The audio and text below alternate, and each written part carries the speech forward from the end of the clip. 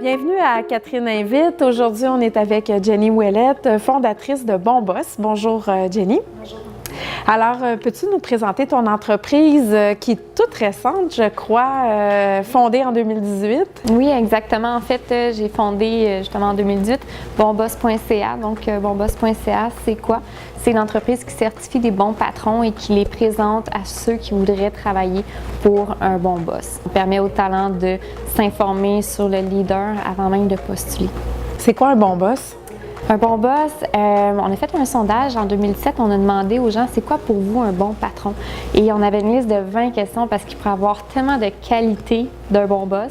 Mais on voulait vraiment savoir pour les Québécois en 2017-2018, c'est quoi pour eux un bon boss? En fait, ce qu'on a vu, du moins dans les réponses les plus populaires, c'est qu'un bon boss écoute. Donc, il écoute pas pour revendiquer ou pour s'obstiner, il écoute vraiment ses employés. Donc, pour un échange, donc il est ouvert aux idées. Un bon boss aussi, dans les deuxièmes critères, c'est un bon boss aide à progresser.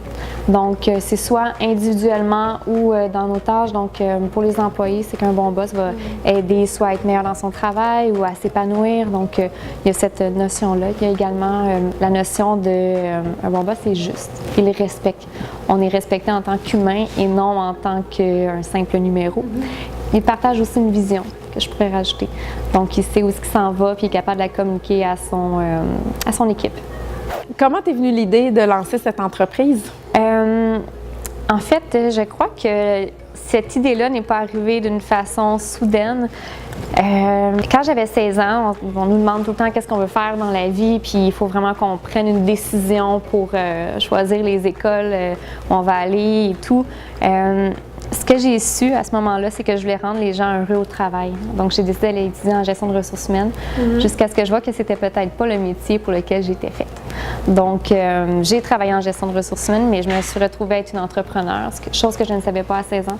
Donc, je voulais, à ma façon, changer le monde dans lequel je vivais pour vraiment voir des gens heureux, épanouis au travail, pas des gens stressés. Des mères qui arrivent au travail n'ont pas le temps d'être avec leurs enfants, les pères aussi. Donc, je me dis comment que je peux faire en sorte pour essayer de changer, amener du positif. Donc, j'ai réfléchi à la méthode pendant quasiment un an et demi. Et là, c'est Bon Boss, en fait, qui est arrivé. J'ai trouvé le nom, mais en bout de ligne, ce que je me suis dit, c'est comment je pourrais faire une différence. Bien, c'est en montrant des exemples positifs parce qu'on voit souvent des exemples négatifs.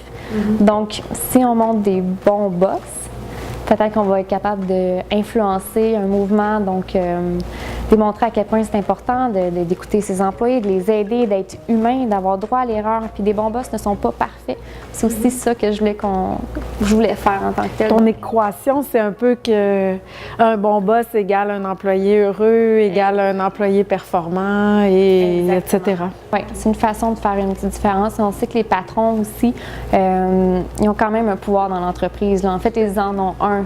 Donc, qu'ils décident de l'exercer ou pas, il y en a quand même un. Ces temps-ci, on entend parler beaucoup aussi de marque employeur. Je pense que vous y touchez aussi là, chez bonboss.ca. Qu'est-ce que c'est une marque employeur, puis pourquoi c'est important pour les entreprises d'y travailler? Comment j'aime l'expliquer, c'est en fait, on a toute notre marque commerciale, donc c'est ce qu'on va dire et faire pour attirer des consommateurs, donc des clients, mais également la marque employeur, c'est qu'est-ce qu'on peut créer, dire et faire pour attirer des candidats. Dans un contexte de pénurie de main-d'œuvre, c'est quand même très intéressant d'avoir justement une marque employeur parce que c'est une façon de rejoindre des candidats qui sont de moins en moins nombreux et aussi qui sont peut-être déjà en poste. Le piège, c'est de développer une marque employeur qui est fausse.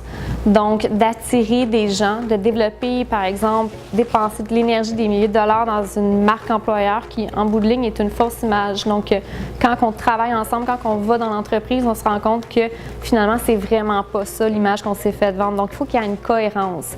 Donc, entre ce qu'on dit aux candidats, ce qu'on véhicule sur le marché et comment on travaille ensemble. Donc, mon conseil à tout le monde, ça serait vraiment d'investir, en fait, dans le bonheur de vos employés, investir dans le fait que votre santé organisationnelle va être saine et ensuite votre marque employeur va se faire d'elle-même. Peut-être même que vous n'avez même pas besoin d'investir là-dedans parce que vos employés vont devenir vos ambassadeurs et ça va se faire de façon naturelle. C'est sûr qu'on peut avoir des coups de main comme en étant sur BonBoss ou sur LinkedIn, peu importe, mais avant tout, assurez-vous d'avoir des employés heureux avant de faire d'investir dans une marque employeur.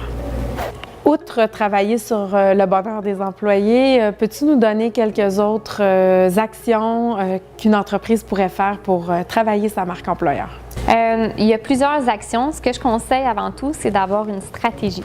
Donc, il faut savoir quoi faire, où le faire et à quel moment. Donc, si par exemple, vous devez recruter 20 personnes dans une année, bien, de savoir à quel moment ça serait stratégique et d'employer justement là, des outils marketing, de marketing RH, pour justement attirer ces personnes-là. Également, ayez une ligne éditoriale pour justement savoir quoi dire à qui, pour bien les attirer. Également, s'intéresser tout le temps à la question de fond, donc assurez-vous que ce soit vraiment vrai ce qui est véhiculé et que ça représente votre entreprise, votre culture. Intéressez-vous à votre culture parce que c'est tout là les bijoux de votre entreprise, c'est là que toutes les réponses se cachent en tant que telles.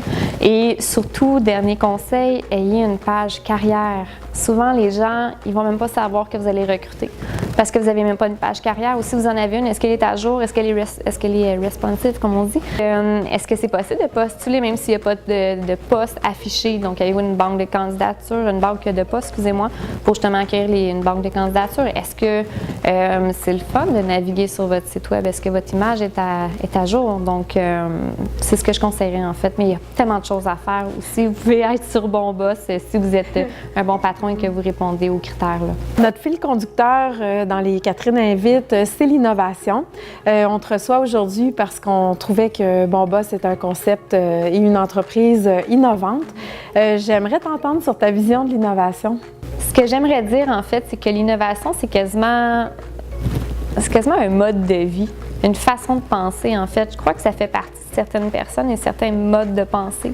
Donc, pourquoi rester dans le traditionnel quand on peut innover, faire évoluer les choses? Donc, pour moi, l'innovation rime avec évolution d'une certaine façon, donc tant que c'est bien fait.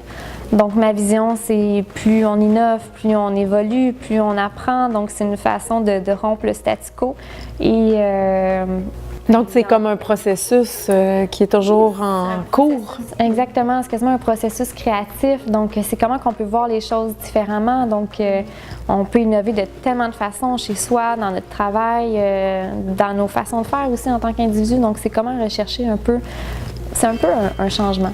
Votre slogan, c'est « Changer le monde du travail, un boss à la fois ». C'est quoi ta vision du monde du travail idéal dans le futur? J'aimerais juste que les gens soient épanouis au travail. Donc, qu'on aime contribuer à quelque chose de plus grand que soi. Donc, une mission collective dans le sens où on est des collègues, on s'entraide. Également que les gens comprennent en fait qu'il y a droit à l'erreur. Donc, que les bons boss ne sont pas parfaits et que les employés non plus ne sont pas parfaits. C'est comment qu'on peut aimer travailler ensemble. Donc, pour moi, un marché du travail idéal, c'est un endroit où il y a des entreprises qui sont conscientes, des employés qui sont bien, des bons boss qui soient bien aussi, pas parfaits. Donc, c'est vraiment qu'on ait du fun à travailler ensemble, mais plus que ça, qu'on contribue à quelque chose de plus grand. Jenny, on te reçoit aujourd'hui parce qu'on te trouve inspirante, on trouve ton entreprise innovante, mais on va te retourner la question. Peux-tu nous parler de quelqu'un que tu trouves innovant ou inspirant à ton tour? Il y a plusieurs personnes qui m'inspirent à mon tour. Academos en fait partie par leur mission qui rejoint BonBoss définitivement. Mais depuis des années, il y a deux personnes, j'ai pas été capable de décortiquer lesquelles. Il y en a deux vraiment qui m'inspirent. C'est Denis Laferrière, l'écrivain, et Maya Angelou, qui est décédée malheureusement. C'est deux personnes extraordinaires qui maîtrisent bien leur langue, qui maîtrisent les mots, l'art des mots.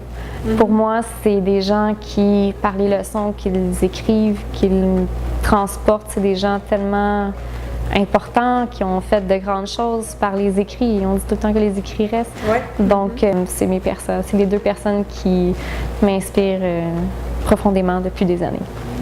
Bien, merci pour cette belle entrevue et puis bon succès avec ton entreprise. Merci.